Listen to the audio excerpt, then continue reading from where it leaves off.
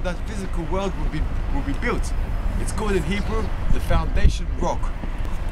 All of the mountains and the valleys and the streams and the hills and the North Dakotas and the Utah, all of that's going to come out of one rock, and that rock needs to come down from the heavens, from the heavenly kingdom, down to the physical world, and upon that rock, all of creation is going to be based.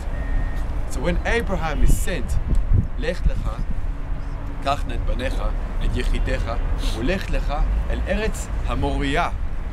Take your son, your only son, the son that you love, and take him to a land that I will show you. Eretz HaMoriah, Har Moriah. Har Moriah is the same rock.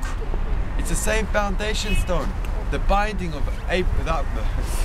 Isaac is the same foundation stone as that of creation.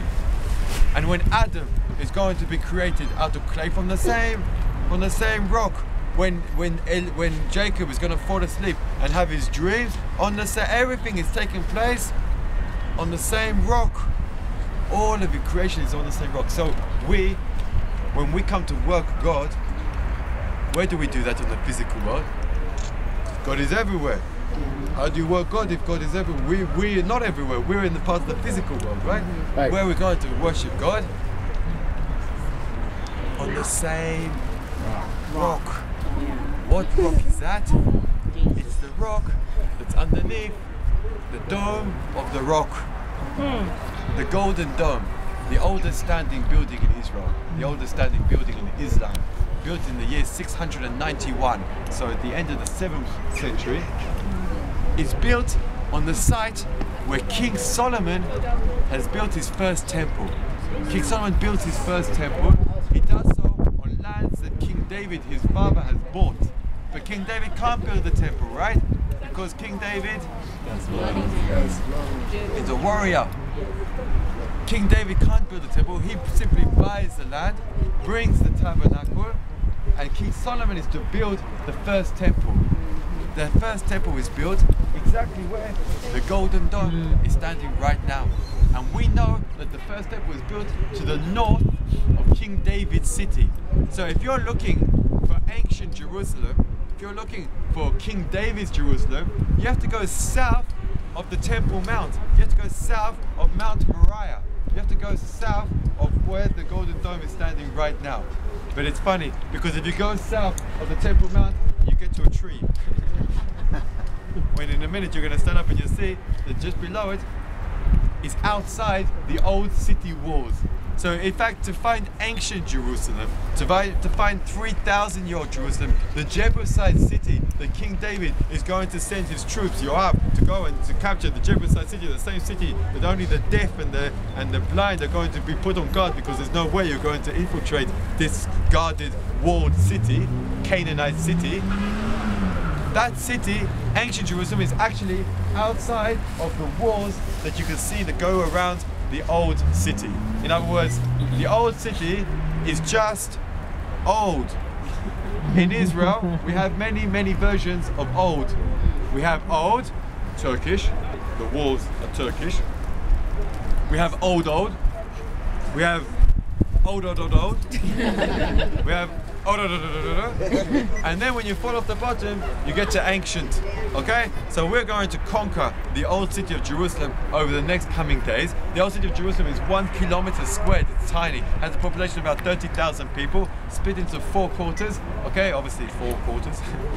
But the Jewish, the Armenian, the Christian, and the Muslim quarter. And we're going to be spending our next day or two exploring all 4 of those quarters and the histories that lie behind those quarters. But to be sitting on the Mount of Olives, to enter into the Mount of Olives, is how you are supposed to enter Jerusalem. Because who enters Jerusalem from the road from Jericho? Who goes via Bethany? Who raises Lazarus? Who is coming up and then crying for the destruction of the temple, with the prophecy of the destruction of the temple?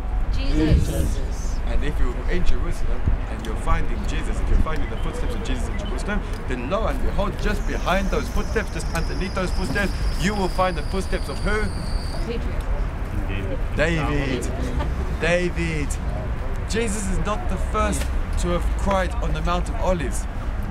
David is the first to cry on the Mount of Olives. David, who is mourning Absalom, and is mourning Absalom, his son, who has gone out in a rebellious manner and has been killed. Remember, without having a haircut. That's what happens if you don't have your haircut. It reminds me, I must have a haircut. So Jesus enters into Jerusalem and drops a tear, and we have one of the monasteries which is just here amongst the trees. It's called Domus Flevit, the Lord's tear. Okay, Domus Flevit is just, it looks like a teardrop as well. Churches, it's to represent the entrance into Jerusalem with the shedding of the tear. That prophecy is going to bring us to the trial in front of the Sanhedrin. Okay, and so when we record the route of Holy Week with Gethsemane being at the bottom of the Mount of Olives, Gethsemane is just below us at the bottom here where the road is running at the bottom, and then we have the trial of Jesus at the house of Caiaphas, at the house of the high priest, which is just next to Mount Zion, over back to the west. Then we're going to be picking up during the course of our trip, during the course of our visit in Jerusalem, the geography and the motions of Jesus during Holy Week. And then there is, of course, the climax, which is Good Friday of Holy Week, in the crucifixion and the resurrection of Good Sunday, which takes place just to the north of the city. So.